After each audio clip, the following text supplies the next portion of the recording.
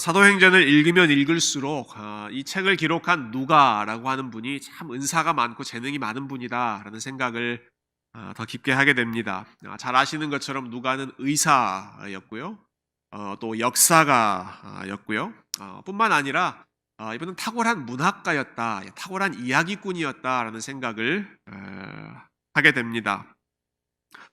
사도행전은 초대교회의 역사를 기록한 책이죠. 그런데 역사를 기록했다고 했을 때 단순히 어떤 사건이 언제 일어났고 그 다음에 이런 사건이 일어났고 그 다음에 또 이런 사건이 일어났고 아주 무미건조하게 사건들만 나열하는 그러한 방식으로 기록하지 않았고요.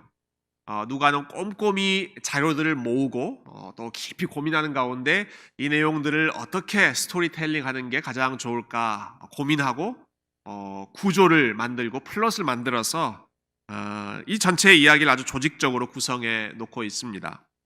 사도행전 전체의 내용이 시작하는 1장 8절에 집약되어 있다라고 하는 말씀, 제가 사도행전 강해를 시작할 때 이미 말씀드린 것 같습니다.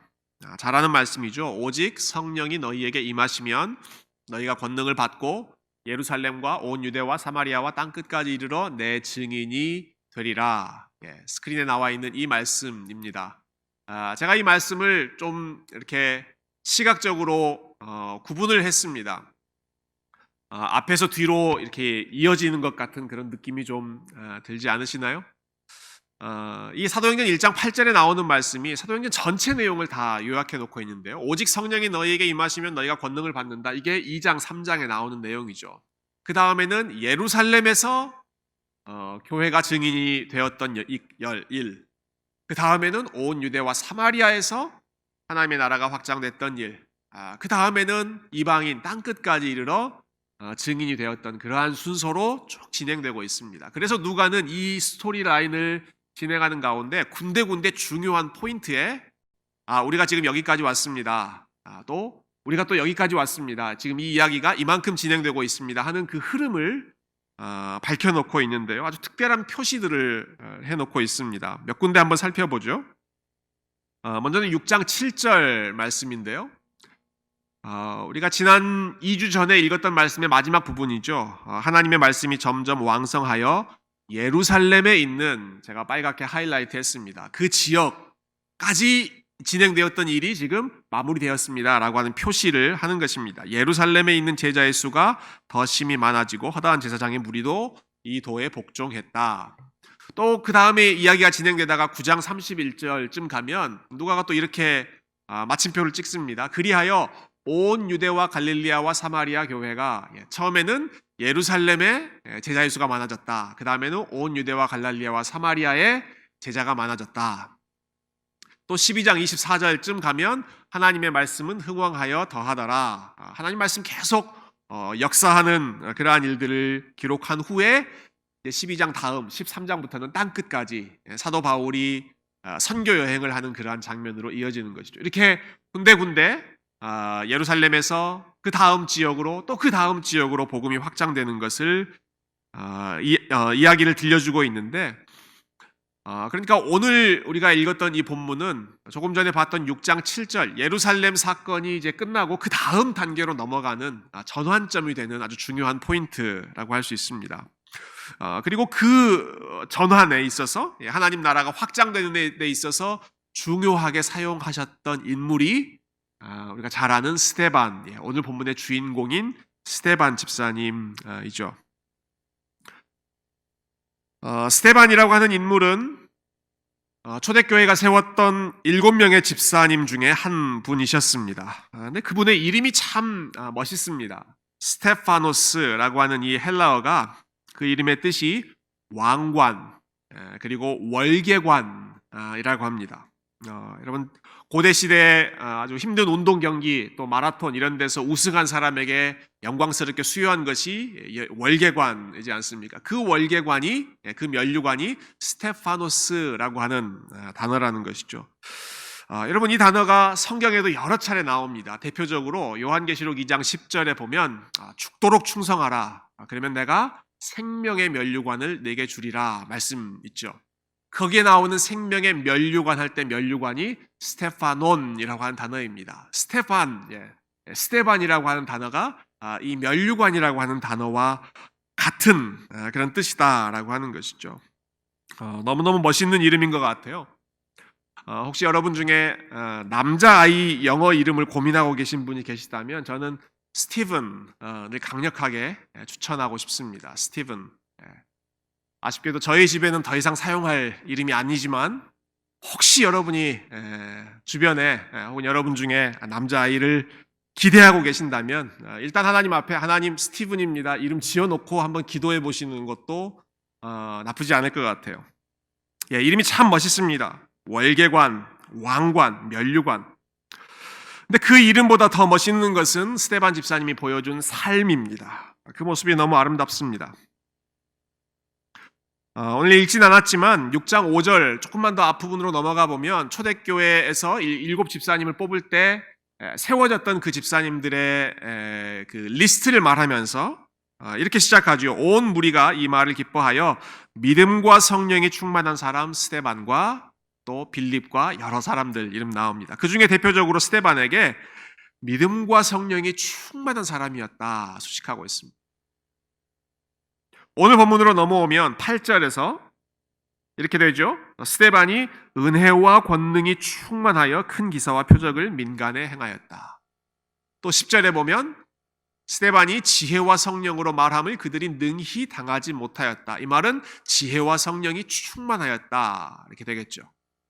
그러니까 6장 5절, 8절, 10절 단순히 세 구절 정도밖에 안 되지만 스데반을 설명할 때마다 충만하다라고 하는 단어를 쓰면서 그는 믿음과 성령이 충만했고 은혜와 권능이 충만했고 지혜와 성령이 충만한 사람이었다. 얼마나 멋있는 그런 인생이었는지 모르겠습니다.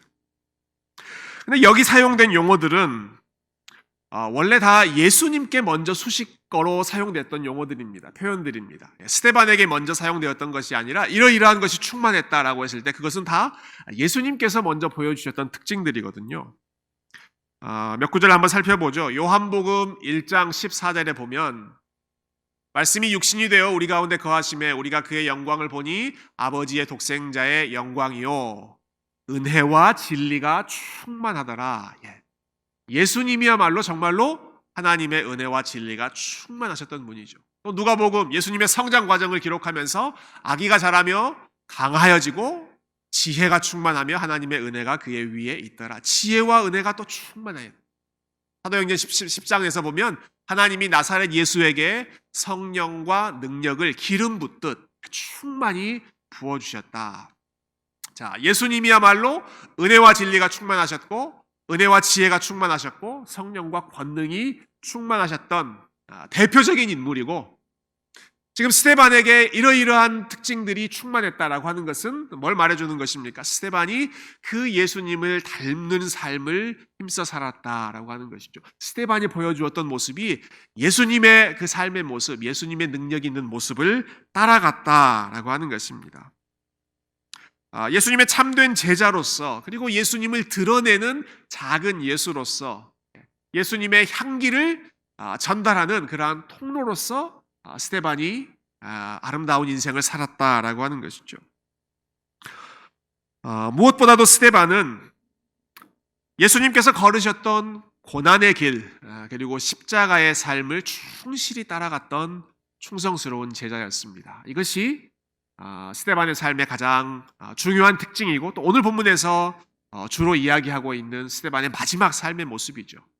예수님께서 걸으셨던 고난의 길, 십자가의 길을 마다하지 않고 끝까지 충성스럽게 따라갔던 참된 제자가 스데반이었습니다. 제가 지난주 휴가 기간 동안에 참 좋은 강의를 하나 들었는데요. 강의 중에 이 아담과 예수님을 비교해서 설명하는 내용이 저에게 굉장히 인상적이었습니다. 사실 아담과 예수님을 비교하는 것은 그렇게 새로운 일은 아닙니다. 성경에서 로마서 5장 또 고린도전서 15장 이런 부분에 예수님을 둘째 아담 그리고 새로운 아담 또 진정한 아담으로 묘사하고 있기 때문에 우리에게 익숙한 그런 내용이죠. 근데 굉장히 흥미로운 부분, 제가 미처 생각하지 못하던 부분이 하나 있었습니다. 그것은 순종과 그에 따른 결과와 관련된 그런 내용이었습니다. 여러분, 하나님께서 아담에게 순종의 명령을 주실 때 그에 대한 상급도 함께 말씀하셨습니다. 내가 순종하지 않고 선악과를 먹으면 어떻게 된다고 말씀하십니까? 선악과를 따먹으면, 불순종하면 정령 죽으리라 말씀하셨죠. 그러면 그것을 뒤집어 본다면 선악과를 따먹지 않고 하나님 말씀에 순종한다면 죽지 않고 네가 정령 살리라 라고 하는 말씀입니다. 그러니까 순종의 대가로 생명을 하나님께서 첫사람 아담에게 약속해 주셨던 것이죠. 여러분, 그런데 둘째 아담이신 예수님께 맡겨졌던 명령과 약속이 다릅니다. 첫사람 아담에게는 순종의 대가가 생명이었고 불순종의 대가가 죽음이었습니다. 그런데 예수님께 맡기신 사명은 무엇이었습니까? 예수님은 순종하라, 그러면 살리라가 아닙니다. 순종하라, 그리하면 you will die. 하나님께서 명령하신 율법의 모든 요구를 완벽하게 순종하라, 그러면 네가 살리라가 아니라 예수님 둘째 아담에게 주신 순종에 대한 결과, 예고는 죽기까지 순종하는 것이죠. 순종하라, 그러면 네가 죽게 될 것이다 라고 하는 것이죠. 십자가의 삶을 약속하셨고 그리스도의 완벽한 순종의 열매가 결국은 죽음이었다. 이것이 첫사람 아담과 둘째 아담이신 예수님과의 아주 극명한 차이입니다. 그렇게 하신 이유는 첫사람 아담의 불순종의 결과인 저주의 죽음을 뒤집어 엎으시기 위해서 예수님은 완벽하게 순종하시면서 오히려 그 순종의 대가로 죽음을 맞이하셨던 것이죠. 그런데 예수님께서 걸어가셨던 그 길을 오늘 본문에 보면 스데반 집사님이 똑같이 걸어가고 있습니다. 끝까지 순종하는 가운데 결국 도착하는 지점이 생명이 아니라 하나님을 위한, 하나님의 영광을 위한 죽음으로 끝나는 것이죠. 우리가 조금 전에 살펴본 것처럼 스데반은 은혜가 충만한 사람이고 믿음이 충만하고 권능이 충만하고 지혜가 충만해서 그가 사역할 때마다 그가 살아가는 일에 있어서 엄청난 그러한 능력의 열매가 나타났지만 그 결과로 궁극적으로 그에게 닥쳤던 현실은 여러 사람들로부터 빗발치는 핍박이었습니다. 특히 9절 말씀을 보시면 이 스데반을 누가 핍박했는지가 나오는데요. 제가 9절 말씀 다시 한번 읽어보겠습니다. 이른바 자유민들, 즉 구레네인, 알렉산드리아인, 길리기아와 아시아에서 온 사람들의 회당에서 어떤 자들이 일어나 스데반과 더불어 논쟁할세. 여기 이제 스데반과 논쟁하며 스데반을 반대했던 사람들의 리스트가 나오죠. 여러 지역들이 언급되고 있는데요. 흥미로운 것은 여기 언급되는 지역들, 구레네, 알렉산드리아, 길리기아, 아시아, 이런 지역들이 이스라엘 땅, 유대 땅에 속해 있는 지역이 아니라 이스라엘 바깥의 나라들, 밖에 있는 지역들이라고 하는 사실입니다. 즉 이 지역에서 온 유대인들은 소위 헬라파 유대인이라고 불리는 그런 집단에 속하는 사람들이었던 것이죠. 2주 전의 내용을 우리가 복습해 본다면 여러분, 예루살렘 교회에 갈등이 생겼을 때 히브리파 유대인들과 헬라파 유대인들 사이의 갈등이었습니다. 헬라파 유대인에 속한 과부들이 정당한 대우를 받지 못한다는 사실 때문에 서운함을 느끼고 원망하는 일, 그것이 사건의 발단이었죠. 그리고 그 문제를 해결하기 위해서 세워진 7명의 집사님들은 그 이름을 통해서 유추해 봤을 때 모두 다 헬라파 유대인이었습니다. 스데반 집사님도 마찬가지죠. 헬라파 유대인에 속해 있었던 사람입니다. 그런데 그 헬라파 유대인인 스데반을 지금 또 다른 지역에서 지금 이 예루살렘 땅으로 이주해온, 또 정착해서 그곳에 모여있는 또 다른 헬라파 유대인들이 공격하고 핍박하고 반대하는 것입니다. 자기의 동족이라고 볼 수 있는, 멀리 있는 다른 인종 집단이 아니라 동족이라고 할 수 있는 헬라파 유대인들로부터 스데반 집사님이 핍박을 받고 버림을 받는 것이죠. 근데 그들이 아무리 시비를 걸고 논쟁을 일으켜도 성령과 지혜로 충만한 스데반을 이길 수가 없었습니다. 그러자 그들이 했던 일은 예수님을 고발하고 예수님을 신문하고 예수님을 죽일 때 사용했던 똑같은 방법을 스데반에게 적용해서 스데반을 궁지로 몰아넣습니다. 11절에 보면 그들이 사람들을 돈으로 매수했다. 이런 표현이 나옵니다. 거짓된 고발을 하게 되는 것이죠.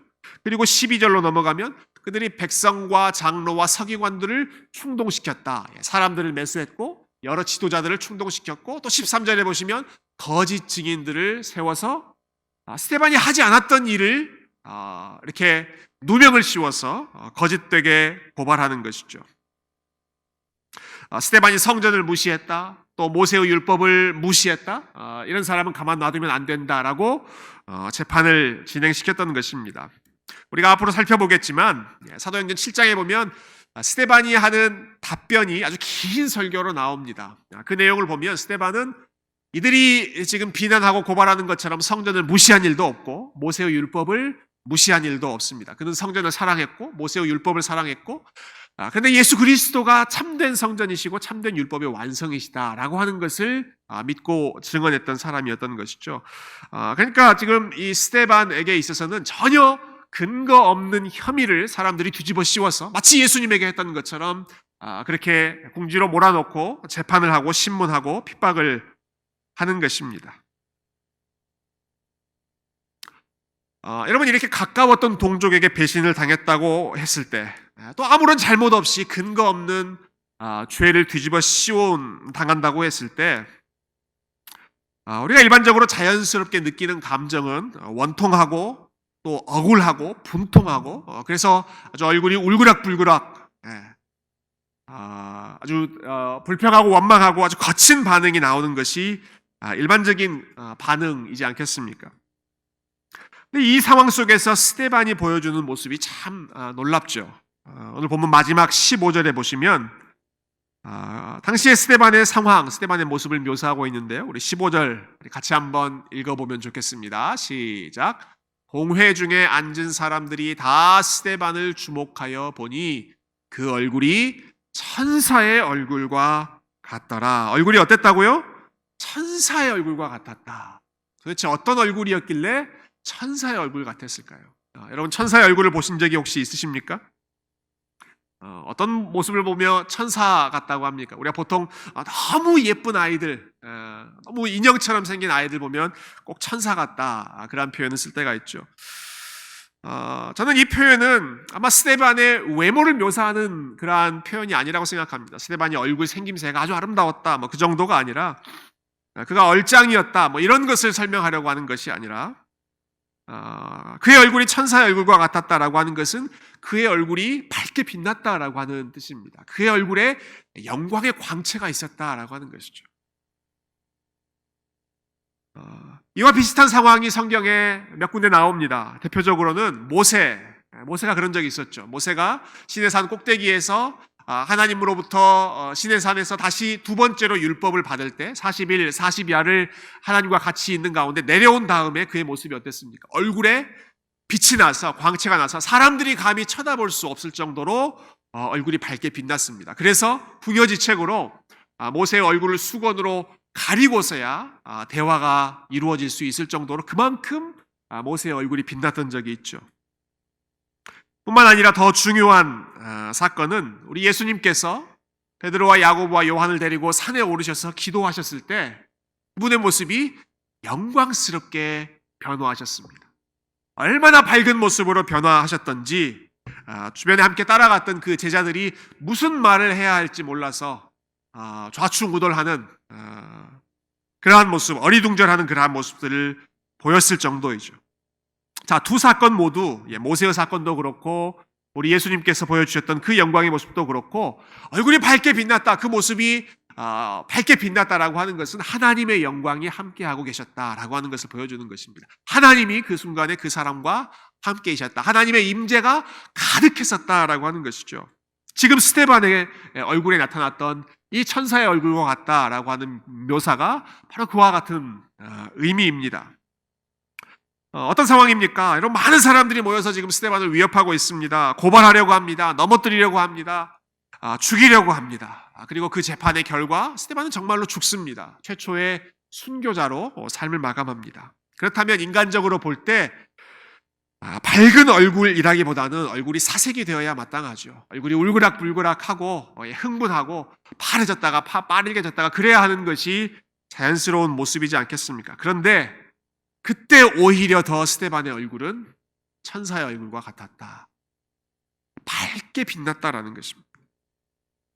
하나님의 영광이 그 순간에 스데반과 함께 있었기 때문에 하나님께서 스데반의 얼굴을 천사의 얼굴처럼 빛나게, 하나님의 그 임재, 하나님의 함께하심이 스데반 가운데 너무 가득해서 그의 얼굴이 천사의 얼굴처럼 빛났다. 아까 스데반의 이름의 뜻이 뭐라고 말씀드렸는지 혹시 기억나십니까? 무슨 뜻이었습니까? 스데반의 이름이 월계관, 면류관입니다. 스데반이 그 힘든 그 고난의 상황 가운데, 핍박받는 상황 가운데 하나님께서 그의 삶과 함께하는 가운데 그에게 진정으로 그의 이름의 뜻처럼 영광의 면류관을 가득 씌워주셨던 것이죠. 천사의 얼굴처럼 영광스럽게 빛나는 모습으로 하나님께서 축복하시고, 그리고 하나님께서 스데반을 인정해 주셨던 이 복된 모습이 오늘 본문에 나오는 스데반의 모습입니다. 오늘 말씀을 정리하자면 저는 스데반의 삶을 한마디로 이렇게 요약하고 싶습니다. 그는 예수님처럼 살고 예수님처럼 죽었던 사람이었다. 정말로 그랬죠. 예수님처럼 은혜와 진리와 지혜가 충만한 가운데 살았고, 그리고 예수님처럼 자신에게 맡겨진 십자가의 길을 묵묵히 믿음으로 걸어가며 살았고, 그리고 예수님처럼 마지막 순간에 한 알의 밀로 하나님 나라를 위해서 자신을 던졌던 사람이 오늘 본문의 영웅 스데반 집사님입니다. 여러분, 그는 예루살렘 교회를 이끌어가야 할 중요한 리더로 세움받았습니다. 오늘 보면 바로 직전의 내용은 스데반이 7 집사로 세움받는 내용이었습니다. 그에게는 여러 가지 능력이 있었습니다. 여러 가지 은사들이 있었습니다. 하지만 스데반은 자신에게 주어진 직분이나 혹은 자신에게 주어진 능력이나 은사나 이러한 것들을 자신이 영광을 누려야 할 감투로 생각하지 않고 오히려 그것을 자신이 감당해야 할 십자가로 받아들였습니다. 그리고 그에게 허락하신 십자가를 그가 묵묵히 감당했을 때 그 결과가 어땠습니까? 하나님께서는 스데반에게 영광의 면류관을 씌워주심으로써 그의 삶이, 그의 얼굴이 세상 어떤 사람보다도 더 영화롭게, 아름답게, 영광스럽게 빛나도록 축복해 주셨지요. 저는 스데반이 보여주는 이러한 모습이 저와 여러분이 걸어가야 할 성도의 모습을 잘 보여주는, 또 우리를 격려하는 그러한 귀한 믿음의 모습이라고 생각합니다. 하나님께서 저와 여러분에게, 우리 모두에게 허락하신 각자만의 십자가의 무게, 또 십자가의 짐들이 있습니다. 어떤 사람에게는 참 돌봐줘야 할, 챙겨줘야 할 가족이 감당해야 할 십자가일 것이고, 또 어떤 사람에게는 건강의 문제가, 어떤 사람에게는 신분의 불안정함이, 경제적인 어려움이,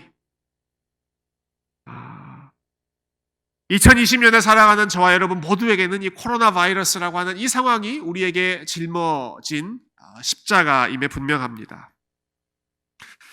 이러한 십자가를 어깨에 짊어져야 하는 삶을 아마 본성적으로 즐거워하실 분들은 아무도 없을 거라고 생각합니다. 그러나 십자가를 겸손히 짊어지고 그 십자가를 믿음으로 묵묵히 감당해 나아갈 때 여러분, 그 십자가가 결국은 저와 여러분의 믿음을 지켜주고 우리의 교만을 낮추어서 하나님 앞에서 겸손하게 살게 하고 더 하나님을 의지하게 만들어주고, 그리고 우리의 삶을 더욱 정결하게, 순결하게 만들어주는 귀한 유익을 줄 것입니다. 하나님께서 십자가를 사용해서 우리의 삶을 아름답게 만드시는 것이죠. 주님께서 지셨던 십자가, 그리고 스데반 집사님이 따라가셨던 그 십자가의 길을 저와 여러분이 믿음으로 기쁜 마음으로 감당할 때 스데반에게 약속하셨던 그 아름다운 영광의 면류관을, 그 길을 함께 걸어가는 우리 모든 성도들에게, 저와 여러분에게 약속해 주셨고 예비해 주셨고, 우리에게도 그 풍성한 면류관을 아름답게 씌워 주실 줄로 믿습니다. 제가 좋아하는 존 칼빈 목사님의 글을 한 구절 인용하고 오늘 말씀을 마치겠습니다. 우리 칼빈 목사님께서 십자가가 주는 유익이 무엇인가 하는 부분을 참 아름답게 설명하셨는데요. 신자들은 또한 십자가를 통하여 순종을 배우게 된다. 십자가를 통해서 자기의 뜻대로 살지 않고 하나님의 처분대로 사는 법을 배우게 되기 때문이다. 사실 모든 것이 자기 뜻대로 된다면 하나님을 따른다는 것이 무엇인지를 어떻게 알겠는가? 그리하여 지나치게 풍부한 재산으로 인해 방탕해지지 않도록, 명예 때문에 우쭐해져서 교만에 빠지지 않도록, 육체적으로나 정신적으로나 여러 가지 잘난 점들 때문에 들떠서 거만에 빠지지 않도록 주께서 친히 십자가를 사용하셔서 우리의 육체의 교만을 꺾으시고 굴복시키시되 사정과 경우에 합당하게 여러 가지 다양한 방법을 그의 편의대로 사용하셔서 우리를 치료하신다. 십자가는 우리를 치료하는 도구이고, 십자가는 우리를 성숙하게 만드는 도구이고, 십자가는 우리가 다른 길로 가지 않고 그리스도를 따라가도록 이끌어주는 성화의 도구인 줄로 믿습니다. 우리 주님께서 그 십자가를 짊어지고 가셨던 것처럼, 또 스데반 집사님이 그 십자가의 길을 겸손히 걸어가셨던 것처럼 저와 여러분의 삶이 세상의 면류관을 쫓아가는 그러한 삶이 아니라 십자가의 길을 따라가는 가운데 하나님께서 주시는 영광의 면류관, 하나님께서 주시는 승리의 면류관을 바라보며 소망 가운데 걸어갈 수 있는, 이 어려운 코로나 시대, 답답하고 우울한 이 시대에도 주님께서 주시는 천사의 얼굴로 우리 하나님께 영광 돌리는 귀한 아틀란타 세교회 성도님들이 다 되시기를 주님의 이름으로 축원드립니다.